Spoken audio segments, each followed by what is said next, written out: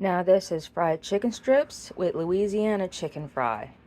And I am not going to bread these with egg and this chicken fry because egg will make you think the chicken is done sooner than it is.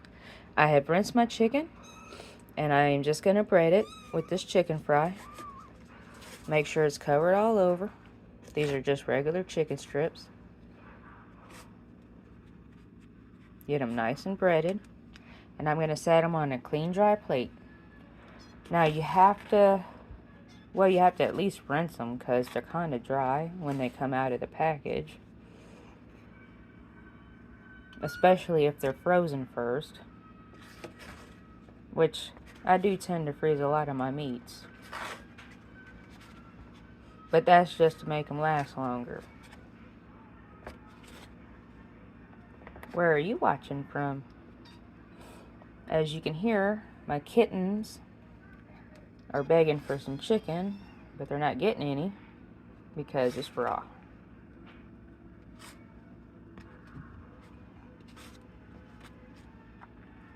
And after I get these breaded, I will turn my oil on.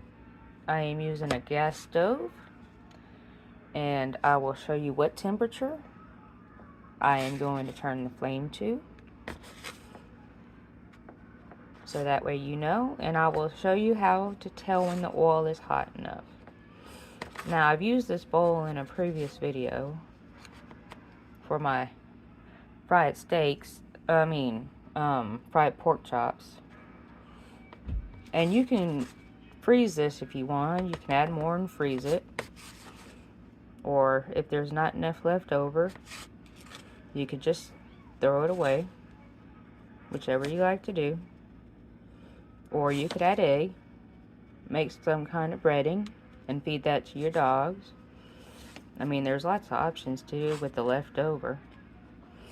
Now, I know the directions on the package of the Louisiana chicken fry say to make a batter and then dip it in the powder, but I have difficulty with that. I never know how thick to make the batter because the directions don't say how much water to season in. I kind of wish it did, but it doesn't.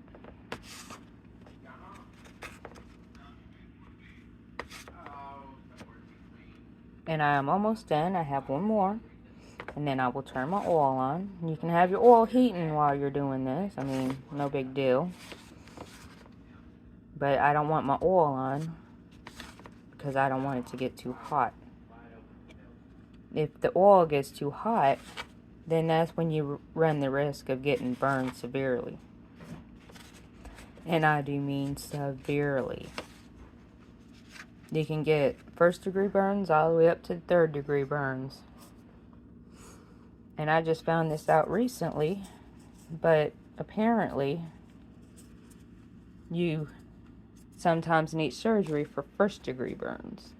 Now, I am going to take this and turn it all the way to light and turn it to the third one.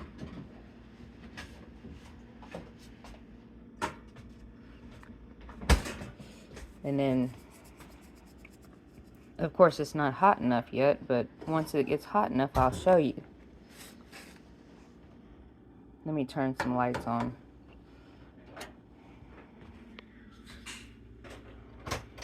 Oh, that light was on. Now I've got some leftover batter here. Well, seasoning mix. I wouldn't call it batter. Not quite hot enough yet, as you can tell. It is heating nicely, though. You can see it starting to pull together. But it's not hot enough yet. And like I said, I will show you when it's hot enough.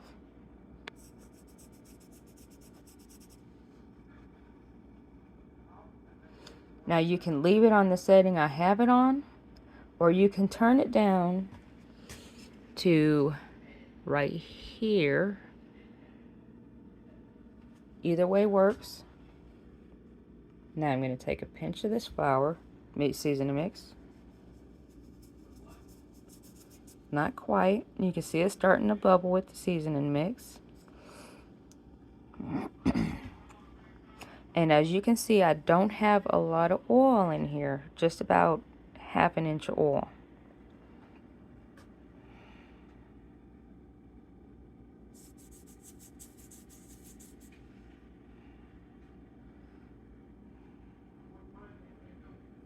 Gonna get another pinch. Almost. You can see it sizzling almost right away. But it has to sizzle right away, or the oil is not hot enough. You can even see this right here. You can see it's frying. And you can see bubbles coming off of the seasoning mix in the bottom. And I smell the oil.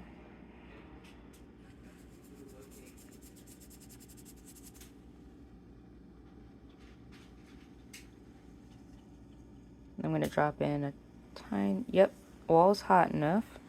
So carefully dip these in one by one, carefully. You don't want to burn yourself. I'm going to go around the outside of the pan first.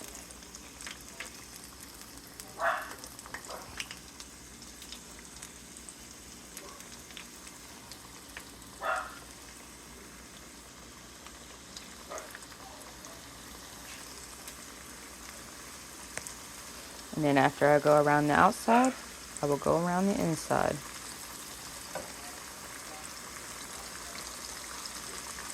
I actually need to move this one in the middle.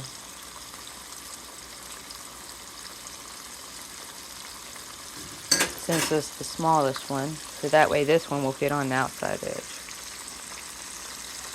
And see how they all fit nice and neat? And you can hear them frying. Now once they get a nice color on the back, these will get lighter. See how they're pink? They will get a whiter color once they get cooked enough on the one side. Now you do not want to turn this up any higher because the outside of the chicken will cook faster than the inside, and the chicken will not be done in the middle. Now I'm going to go over here and rinse my hands.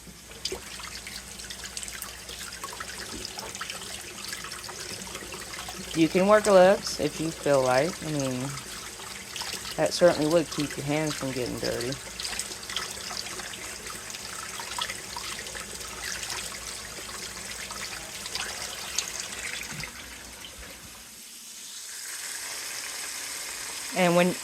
And as usual, when you're frying, you've got to be careful because you see how this is popping? If this was up any higher, it would be popping a lot worse, and that grease would be popping a lot farther. See, I can stand it. Careful not to get any water in the pan because that would definitely cause a lot of popping.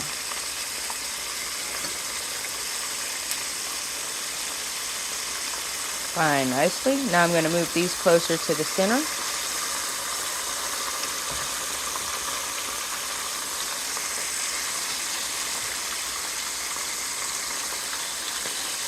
Now, see the color on this one? Oops. That tells you it's not quite done yet. It's a light brown, but not a golden brown. It's not the brown we're looking for. And I got the spoon rest. Sorry, kitten. Didn't mean to kick you.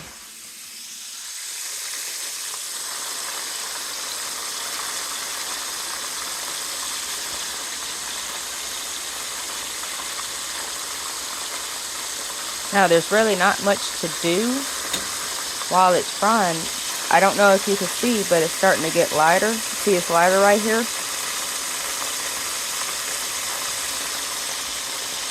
See, it's getting lighter. This is what you want to see, it getting lighter. But you don't want it to get completely white on the top side because that would mean it's overdone on the back side. Now I'm going to check this again. Not quite. Oh, I forgot the paper towels to go on the plate.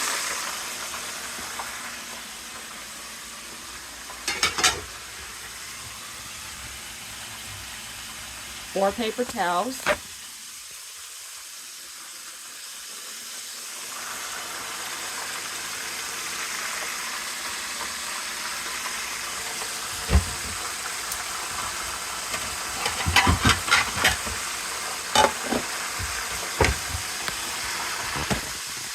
Now you want 2 here and 2 going the opposite direction. See, it's even lighter.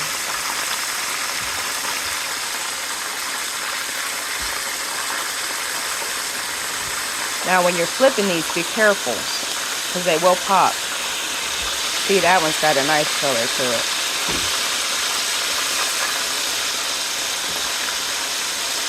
See? And also be careful not to spill it over the edge of the pan. Even though this is vegetable oil, it can still catch on fire.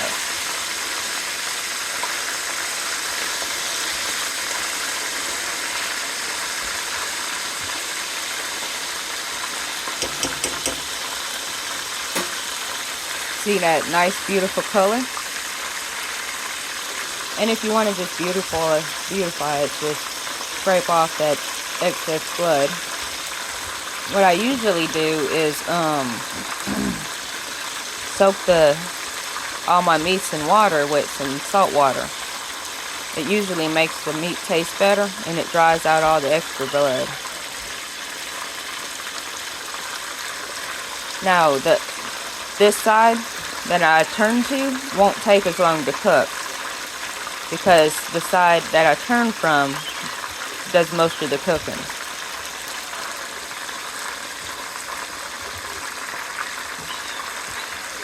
It's kitten playtime.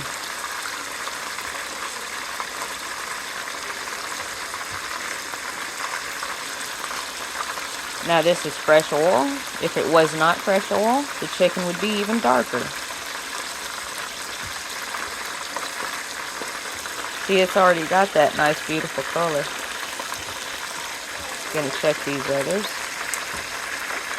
Needs a little bit more time, but it does not take long to fry chicken strips this way at this temperature. Oh, and when you're using a fork and a non-stick skillet, you have to be careful not to scratch the bottom, because, well, that pretty much ruins a non-stick skillet. Which would pretty much mean you'd have to go out and buy another one.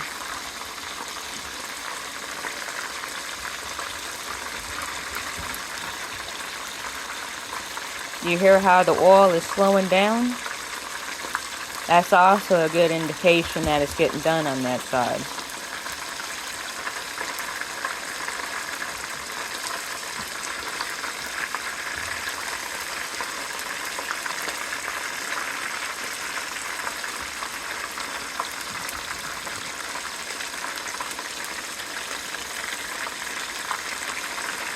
Some of these will be done sooner than the others, like the smallest one.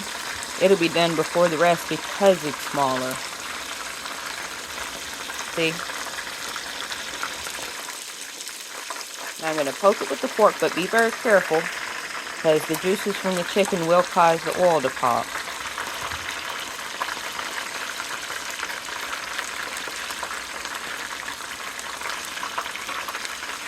And the chicken is done. Now all you have to do is make some mac and cheese, or open a couple cans of veggies, or whatever you like to have with your chicken. Now if you want this oil to stop popping, you'll have to take it off the burner, because with gas stoves and ovens, the burner is still fairly hot.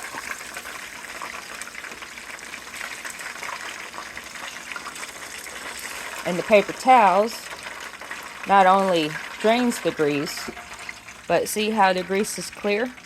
That's what you want to see. You want to see that the grease is clear. Because if there was pink in the grease, that would mean that your chicken's not done. Now I'm going to move this off the back burner so the oil can cool quicker. And our chicken is done.